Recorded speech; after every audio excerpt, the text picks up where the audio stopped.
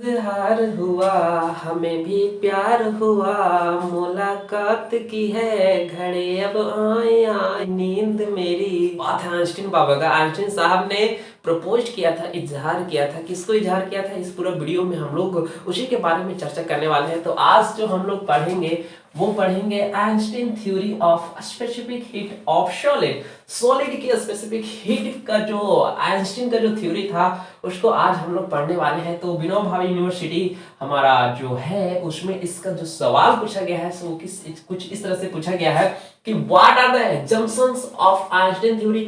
Einstein theory का assumptions क्या है स्पेसिफिक हीट ऑफ सॉलिड का। उसके बाद बोला था कि डिराइव एंड एक्सप्रेशन, एक एक्सप्रेशन को डिराइव कीजिए specific heat of capacity of solid for this theory. इस थ्योरी के लिए हम लोगों को हीट कैपेसिटी का एक एक्सप्रेशन भी डिराइव करने के लिए बोला गया था। ठीक है, तो आइए यहां पर हम लोग देखते हैं यहाँ क्या बोल रहा है कि to remove the limitation of Dulong Petit's law. Dulong Petit's law के लिमिटेशन को दूर करने के लिए 1906 ईस्वी में आइंस्टीन साहब ने प्रपोज किया। यही बात हमने आपको बताया था कि प्रपोज किसने किया, इजहार किसने किया, इजहार हुआ किसने, आइंस्टीन साहब ने इजहार किया था किसे, एक न्यू थ्योरी का by applying the Planck's quantum theory. Planck's quantum theory का को अप्लाई करके उन्होंने एक नया थ्योरी को प्रपोज किया था जो रिमूव करता है डुलोंग पेटिट्स लॉ के लिमिटेशन को। डुलोंग पेटिट्स लॉ क्या कहता है, उन्होंने कहा था कि जितने भी सॉलिड रहते हैं उसका जो स्पेसिफिक हीट रहता है वो लोअर टेम्परेचर पर 0 होता है और रूम टेम्परेचर पर वो क्या हो जाता है 3R के बराबर रहता है, यानी कि 3R, जहां पर R क्या है, गैस कॉन्स्टेंट। आप थोड़ा सा लिखना चाहें तो डुलोंग पेटिट्स लॉ का जो थोड़ा सा जो लिमिटेशन है वो आप यहाँ पर ऐड कर सकते हैं, आप यहाँ से लिख सकते हैं। उसके बाद देखिए हम लोगों ने एजम्पशंस का बात किया। क्वेश्चन में पूछा है कि what are the assumptions of Einstein theory. तो the assumptions of Einstein theory of specific heat are of the solid are given below, तो वो नीचे दिया हुआ। पहला एजम्पशन जो आइंस्टीन साहब ने माना था, उन्होंने कहा था कि सॉलिड्स में जितने भी एटम्स रहते हैं वो इंडिपेंडेंट हार्मोनिक ऑसिलेटर होते हैं। ठीक है, उन्होंने ऐसा मान लिया था कि जितने भी एटम्स होंगे सॉलिड में वो इंडिपेंडेंट हार्मोनिक ऑसिलेटर होंगे। फिर दूसरा एजम्पशन उन्होंने कहा था कि जो जितने भी एटम्स रहेंगे उनका जो डिग्री ऑफ फ्रीडम रहेगा वो 3 रहेगा। मान लीजिए किसी सॉलिड में जो डिग्री ऑफ फ्रीडम, किसी सॉलिड में जो नंबर ऑफ एटम्स है वो n है, तो टोटल डिग्री ऑफ फ्रीडम जो उस सॉलिड में होगा वो 3n के बराबर होगा। दूसरा एजम्पशन उनका ये था।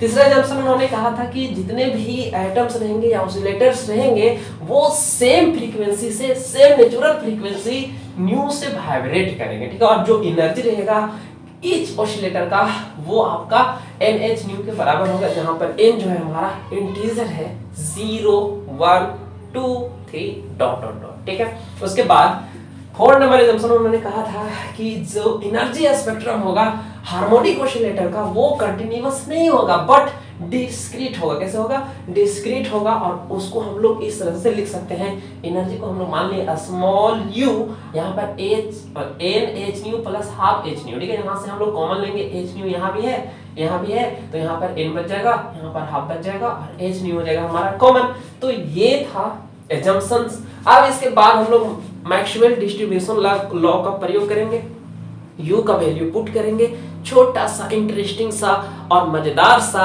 कैलकुलेशन करेंगे गणित का, फिर आगे की कहानी हम लोग। तो देखिए प्रीवियस सेशन में हम लोगों ने इक्वेशन 1 तक फाइंड आउट कर लिया था। इक्वेशन 1 जो था वो था n+1/2 whole into h nu, इसको इक्वेशन 1 हम लोगों ने माना था। अब हम लोग अप्लाई करेंगे मैक्सवेल बोल्ट्जमैन डिस्ट्रीब्यूशन लॉ से। हम लोग जानते हैं कि जो एवरेज एनर्जी होता है हार्मोनिक ऑसिलेटर्स का, बहुत सारे ऑसिलेटर्स है उसमें बहुत सारे एटम्स है, तो सभी का जो एवरेज एनर्जी होगा वो आपका इस तरह से लिख सकते हैं हम लोग मैक्सवेल बोल्ट्जमैन डिस्ट्रीब्यूशन लॉ को, लॉ से। ठीक है, अब देखिए हम लोग एवरेज एनर्जी को हम लोग ले लिए हैं कैपिटल U के ऊपर, रैकरिंग कह लीजिए, बार कह लीजिए या फिर कॉम्प्लीमेंट कह लीजिए, ये हम लोग ले लिया। ये है क्या, सिग्मा n = 0 to infinity और u e -u/kT। ठीक है, ये है हमारा ऊपर। नीचे में भी सेम है, सिग्मा वाला टर्म पूरा है, सिर्फ u गायब है, यहाँ पर u नहीं है, सिर्फ u नहीं है, बाकी सेम है। इसको आपको डायरेक्ट याद रखना है, इसको इक्वेशन 2 मान लेंगे। ठीक है, अब हम लोग क्या करेंगे, पुट करेंगे u का वैल्यू इक्वेशन 2 में। u का जो ये वैल्यू है इसको हम लोग इक्वेशन 2 में क्या करेंगे, पुट करेंगे, सब्स्टिट्यूट करेंगे। ठीक है, तो देखिए यहाँ पर u का वैल्यू था, उसको हम लोगों ने, यहाँ u है तो पूरा u पुट कर दिए, यहाँ माइनस है तो माइनस दे दिए, फिर u है तो यहाँ हम लोग u पुट कर दिए। ठीक है, कोई दिक्कत नो दिक्कत। नीचे भी सेम है, ये टर्म यही वाला उठ के यहाँ आया है, कोई दिक्कत नो दिक्कत। यहाँ पर देखिए थोड़ा सा मिस्टेक हो गया है, यहाँ पर क्या होगा, h न्यू बाई kt होगा। ठीक है, यहाँ पर। ठीक है, अब हम लोग क्या करेंगे, सिंप्लिसिटी के लिए हम लोग मान लेंगे minus H new by K T को हम लोग क्या मान लेंगे, x मान लेंगे, यानी कि ये माइनस सहित इसका और ये माइनस सहित इसको हम लोग पुट कर देंगे x, जैसा कि यहाँ पर हम लोगों ने किया है। ठीक है, माइनस भी हट गया, H new by K T भी हट गया, इसके बराबर minus H new by K T के बराबर हम लोग कितना पुट कर देंगे, u पुट कर देंगे। ठीक है, यहाँ तक कोई दिक्कत नो दिक्कत। अब हम लोगों को पता है कि n का जो वैल्यू है वो 0 से स्टार्ट करना है, तो आइए ऊपर में पुट करते हैं, यहाँ 0 पुट करेंगे तो यहाँ हाफ बचेगा h न्यू कॉमन है इसलिए हम लोग बाहर ले लिए। अब देखिए यहाँ पर हाफ सिर्फ बचेगा, हाफ यहाँ पुट करेंगे तो यहाँ भी 0 पुट करेंगे तो हाफ, यानी कि x/2, x हाफ x/2, कोई दिक्कत नो दिक्कत। अब 1 पुट करेंगे, n इक्वल टू पुट करते जा रहे हैं, 1 एक बार 0 पुट किए, 1 पुट करेंगे, 2 पुट करेंगे, 3, इस तरह से पुट करना है। ठीक है, अब देखिए 1 पुट कीजिए, 1 पुट करेंगे तो यहाँ 1 हो जाएगा, 1 प्लस आधा, 1 प्लस आधा 1.5 हो जाएगा, यानी कि 3/2 हो जाएगा। तो 3/2 यहाँ भी आएगा और यहाँ भी पुट करेंगे तो 3/2 ही आएगा प्लस, फिर यहाँ पर हम लोग 3 पुट कीजिए, तो 3 पुट करेंगे तो 3 प्लस आधा यानी कि 3.5, यानी कि 5/2 हम लोग लिख सकते हैं। तो 5/2 यहाँ भी होगा और यहाँ भी, ये ब्रैकेट वाला टर्म सेम है इसलिए जो यहाँ रहता है पावर में वही नीचे भी रहता है, कोई दिक्कत नो दिक्कत। आगे देखिए यहाँ भी सेम चीजें पुट करेंगे, एक बार 0, एक बार 1, एक बार 2, एक बार 3, जितना मन आप पुट कर सकते हैं, आपके स्पेस के अनुसार उसको करना है। ठीक है, अब देखिए अब इसका काम हम लोग करेंगे। यहाँ पर क्या है कि देखिए इसका अगर हम लोग डिफ्रेंशिएट करते हैं तो ये ब्रैकेट आएगा, ये पूरा ब्रैकेट को अगर हम लोग डिफ्रेंशिएट करते हैं तो ये ब्रैकेट आएगा, यानी कि नीचे का अगर इंटीग्रेशन हम लोग करें जैसे x², अगर नीचे का डिफ्रेंशिएशन ऊपर मौजूद हो, नीचे का डिफ्रेंशिएशन अगर ऊपर मौजूद हो तो इसका अगर हम लोग इंटीग्रेट करेंगे तो लॉग नीचे वाला होता है, क्या होता है, लॉग नीचे वाला। ठीक है, तो इसका डिफरेंशिएशन ऊपर में मौजूद है तो इसका अगर इंटीग्रेशन हम लोग इतना को करें तो लॉग नीचे वाला होगा, तो लॉग नीचे वाला हो गया। लेकिन हम लोगों को यहाँ पर तो कुछ छेड़छाड़ करना नहीं, तो एक बार डिफरेंशिएट कर देंगे, एक बार इंटीग्रेट कर देंगे, सेम हो जाएगा। तो पहले हम लोग इंटीग्रेट किए, अब इंटीग्रेशन को हटाने के लिए, कैंसल आउट करने के लिए एक बार हम लोग इसको क्या करेंगे, डिफरेंशिएट भी कर देंगे। ठीक है, ये डिफरेंशिएट हो गया। तो एक बार इंटीग्रेशन कर रहे हैं, एक बार डिफरेंशिएशन कर रहे हैं, मतलब कुछ नहीं कर रहे हैं, डिफरेंशिएशन से इंटीग्रेशन हो रहा है, कैंसल आउट। तो इस तरह से हम लोग इसको लिख सकते हैं। देखिए अब आगे का बात हम लोग करते हैं, आगे यहाँ तक कोई दिक्कत नो दिक्कत।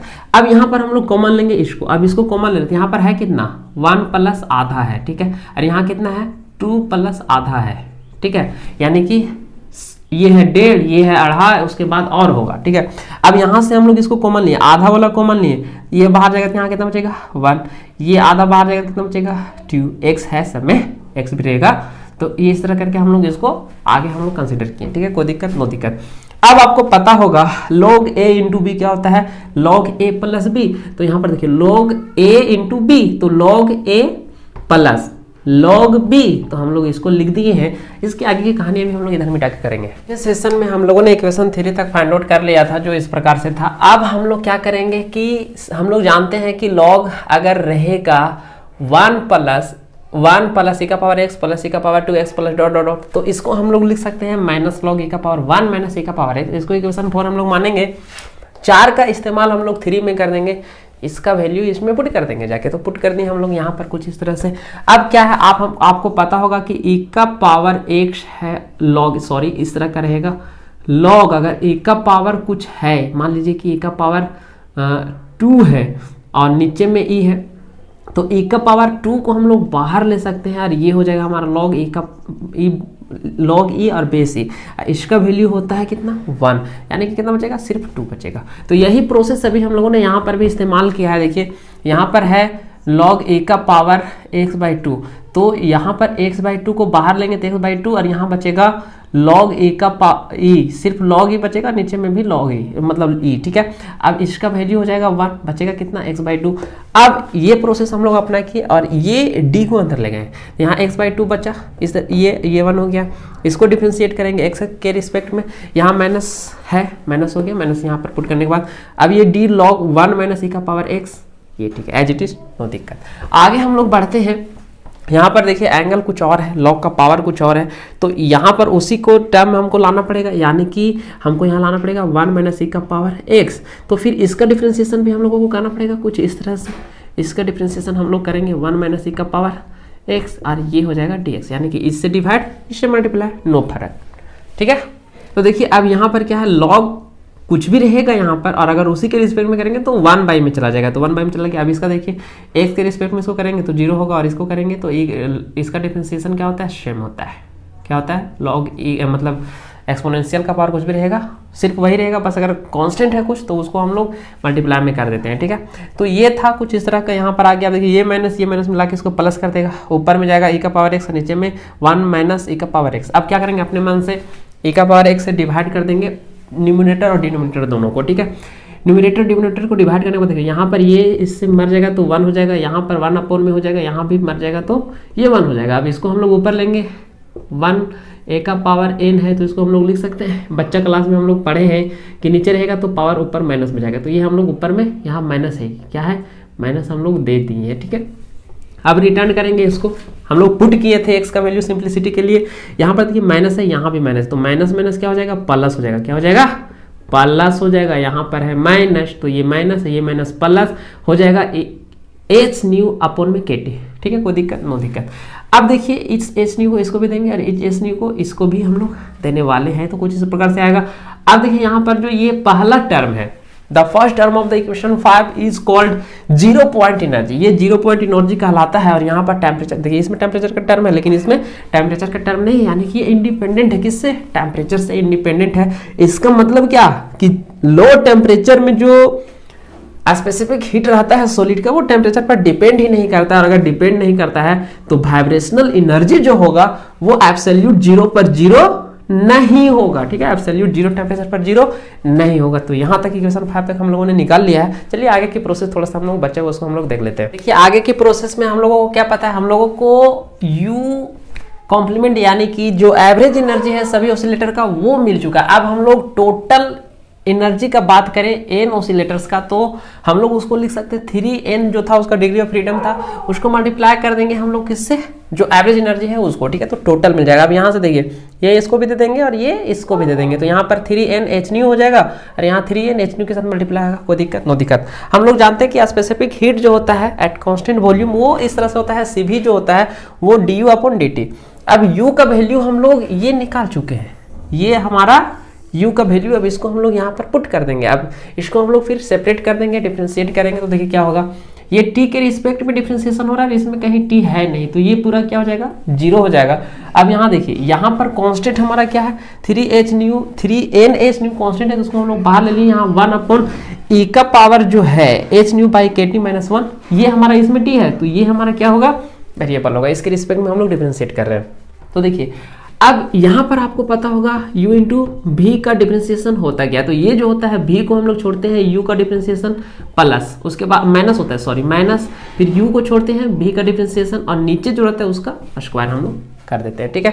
तो यहाँ पर अगर इसका हम लोग इसी पर हम लोग इसको सेट किए, क्या किए, देखिए v को छोड़ दिए, u का डिफरेंशिएशन मतलब ऊपर वाला का डिफरेंशिएशन, ठीक है, उसके बाद ऊपर वाला छोड़ दिए, नीचे वाला का डिफरेंशिएशन, ठीक है, और जिसके रिस्पेक्ट में करेगा तो सेम है।